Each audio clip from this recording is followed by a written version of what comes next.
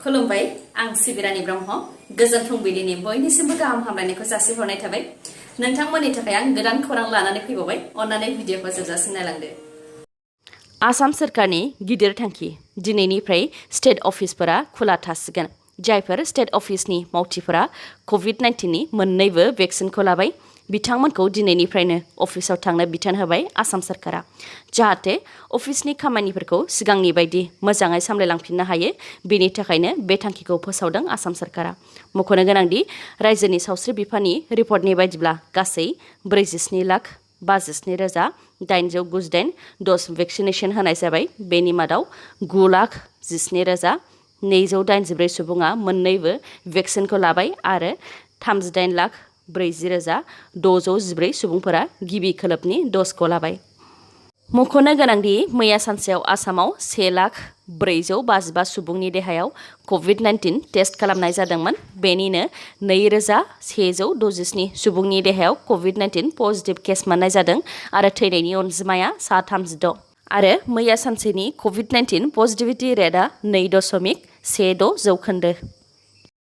बुहुमनि बयनिख्रुइबो बांसिन सोद्रोमा थानाय नखरनि गाहाय जिय'ना चाना बिथाङा मैया 76 बोसोर बैसोआव जोबथा हां लाबाय बिथाङा सा सानजा भारत मिज'रामनि बागथां टिलां नुवाम गामिनि बुहुमनि बयनिख्रुइबो देरसिन नखरनि गाहाय जिय'ना चाना बिथांनि नखराव गासै सा 181 सोद्रोमाफोर दङ बेनिनो मादाव जिय'ना चाना बिथांनाव सा 39 बिसि दङ सा 94 फिसाफोर दङ सा 14 बिहामजो आरो सा 34 फिसौफोर दंमोन बिथांमोन गासै 181 सोद्रोमाफोरा मोन 100 खथा थानाय गंसे 4 थाला बिल्डिंआव जयैनो थायोमोन जायनि थाखाय बिथां जिय'ना चानाया मुलुगनिनो देरसिन नखर थानाय महरै सिनायथि मोननो हादों आरो बिथांनि थाखायनो मिज'रामनि बागथां टिलां नुवाम गामिया टुरिस्ट प्लेस जादों बिथां जिय'ना चानाया मैया 76 बोसोर बैसोआव जोबथा हां लाबाय बिथांनाव हाई ब्लाड प्रेसार आरो डायबेटिस दंमोन जायनि थाखाय बिथाङा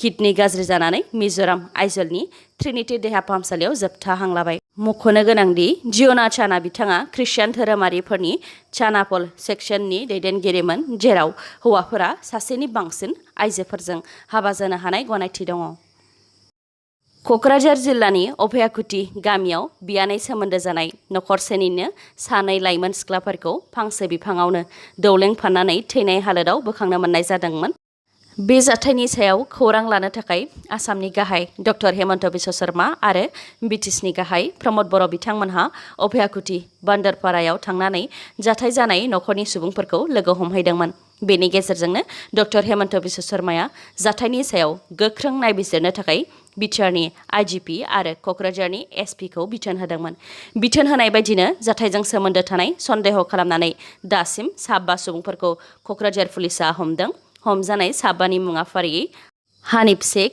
26 बोसोर बैसोनि जाहानुर इस्लाम 23 बोसोर बैसोनि शंकरदेव बर्मन 27 बोसोर बैसोनि मोहम्मद आतब आली 23 बोसोर बैसोनि आरो मजामिल शेख 23 बोसोर बैसोनि 5नि हेंथायै रोखा फोरमान दासिम मोनथ'नाय जाथ'वाखैब्लाबो माखासे सन्देह खालामजाथाव फोरमान मोननाय जादों होननानै मिथिहोदों जेरै 5नि मादाव 2आ गासैबो मबाइलनि फट' आरो मेसेजफोरखौ डिलिट खालामजोबदोंमोन लोगोसे डक्टर हेमन्त बिश्व शर्मायाबो मिथिहोदों दि जिउ गोमानाय लाइमोनफोरजों 1 घन्टा फन रायज्लायनायनि रेकर्डबो दङ होननानै मिथिहोदों दा हमजानाय 5नाव सोंनाय फिननाय लानाय हाबाफारिखौ मावगासिनो दं होननानैबो मिथिहोदों मख'नो गोनांदि जिउ गोमानाय लाइमोनफोरा बिबिसन राभानि फिसाजो रबिता राभा 14 बोसोर बैसोनि आरो बिबिसन राभानिनो देरसिन फिसाज्लानि फिसाजो समायना राभा 16 बोसोर बैसोनिमोन बाक्सा जिल्ला गवर्धना पुलिस थानानि असि रुंसारि देनाग्रा ब्रह्मनि नखरा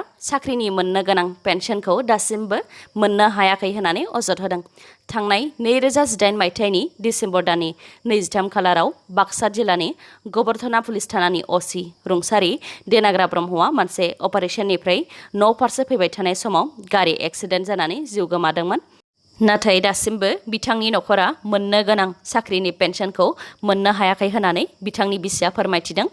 बिथां रुंसारि देनाग्रा ब्रह्मआ सानै उन्दै गथ'साफोरखौ बुहुमाव नागारलांदोंमोन। दासिमबो मोननो गोनां पेन्सनखौ मोननो हायैनि जाहोनाव बिथांनि बिसिया सानै उन्दै गथ'साफोरखौ लानानै गोबां दुखु खस्थ' सहायनो गोनां जादों होननानैबो फोरमायथिदों। बेनि थाखायनो थाबैनो गोहोआव थानाय सोरखारखौ मदद होनो थाखाय खावलायहरदों बिथाङा।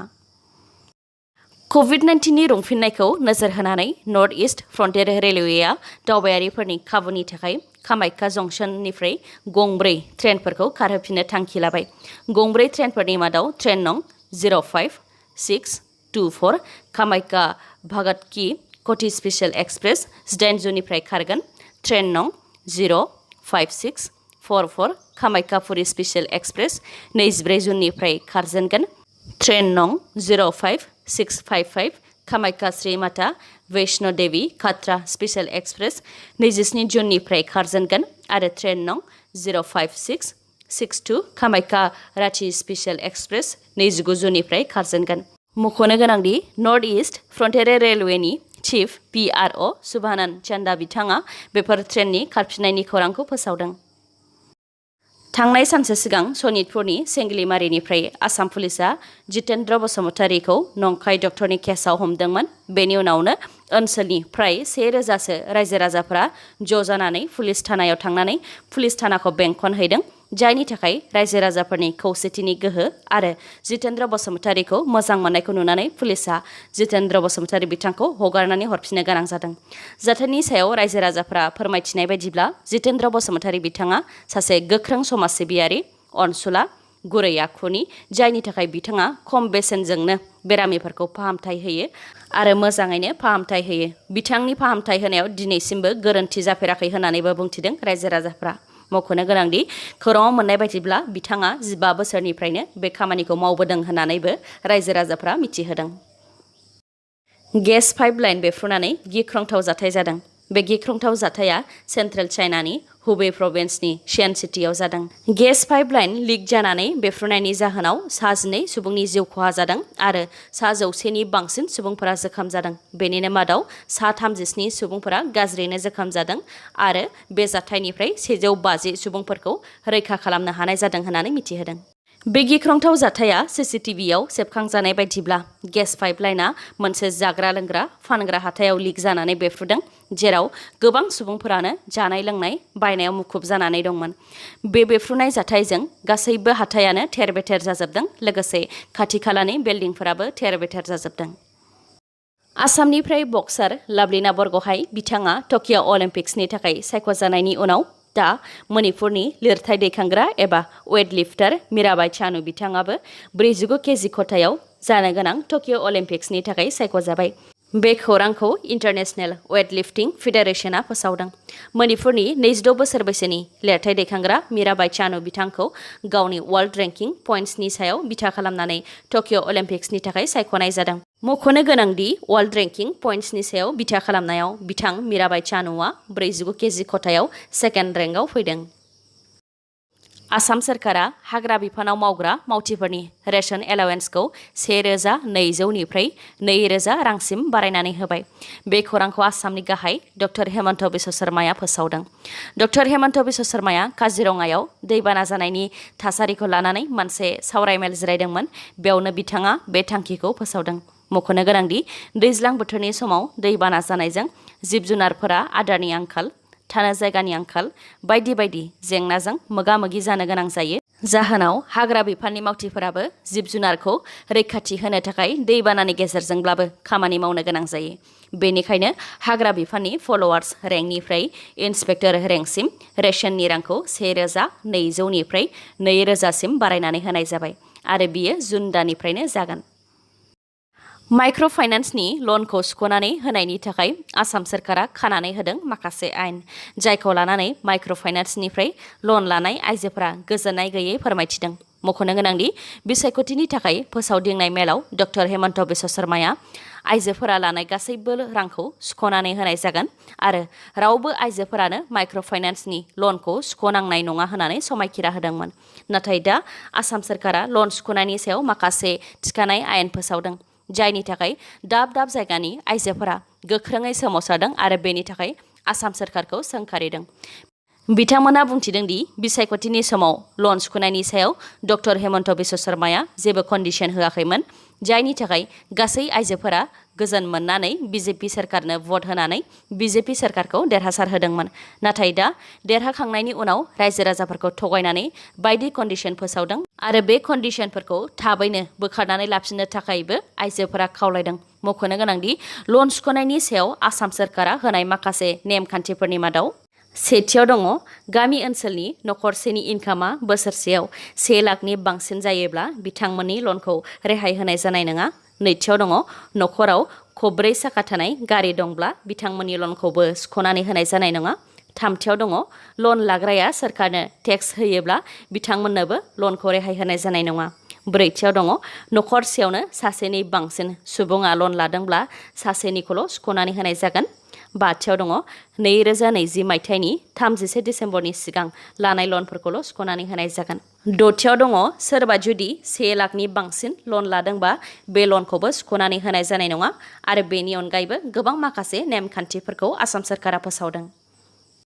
हानजा गाग्लोबनायनि जाहोनाव सासे सुबुंनि जिउ खहा। मुङा शरद मरान, 34 बोसोर बैसोनि। जाथायनि सायाव तिनसुकिया जिल्ला एसपि देबजित देउरि बिथाङा मिथिहोनाय बायदिब्ला तिनसुकियानि बागजान पुलिस थानानि सिङाव थानाय खारजङा बरफोथार गामियाव जादों बे जाथाया। 1 नं खरदैगुरि गामिनि शरद मराना गावनि लोगोनाव हर थाहैदोंमोन। बेयावनो सा 12 दुथां सुबुंफोरा शरद मरानखौ मोसौ खावनानै दैथायहरखुमाग्रा सन्देह खालामनानै गाज्रियैनो बुग्लिदों। जाथायखौ खौरां मोननानै पुलिस हान्जाया जाथाय जानाय थिलियाव थांदोंमोन आरो शरद मरानखौ दुथांफोरनि आखाइनिफ्राय रैखा खालामनानै फाहामथायनि थाखाय दुमदुमानि FRU देहा फाहामसालियाव थिसनदोंमोन। नाथाय बेयावनो बिथाङा जोबथा हां लादों।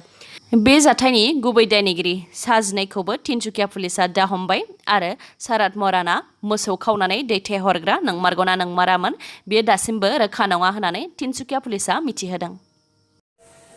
दिनैनि खौराङा एसेनोसै। गाबोन आरो गोदान खौरांजों लोगो मोनफिनबावगोन।